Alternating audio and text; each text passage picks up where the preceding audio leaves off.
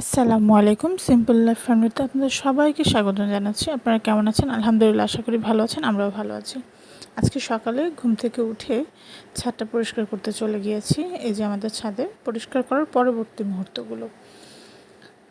তো ছাদটা পরিষ্কার করেছি আজকে অনেক দিন হয়েছে, তারপর করেছি কারণ কি এত পরিমাণে বৃষ্টি পড়ছে যে ছাদের ময়লাগুলো সব ভেজা থাকে, এগুলো পরিষ্কার করা যায় না।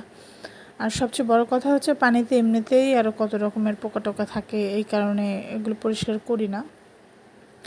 সবাই বাচ্চারা সবাই আমার সাথে সাথে চলে এসেছে কাজ করতে, ঝাড়ু নিয়ে রেডি।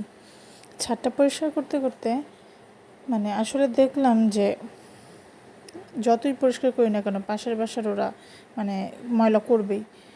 পরিষ্কার করার শেষেই দেখি আকাশটা এত কালো হয়ে গেছে, মেঘলা হয়ে কালো হয়ে গেছে, সাথে প্রচণ্ড ঝড় বাতাসটা খুব ভালো লাগছিল অবশ্য, কিন্তু সাথে বাচ্চারা তো আছে তাই ভয় পাচ্ছিলাম।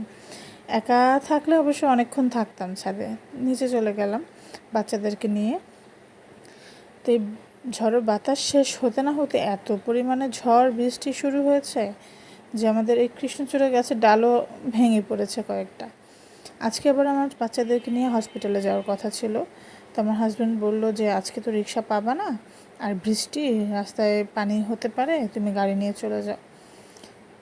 তো ওকে অনেক বারণ করেছি, তারপরেও আমাকে বলল যে না না, গাড়ি দিয়ে চলে যাও, ভালো হবে।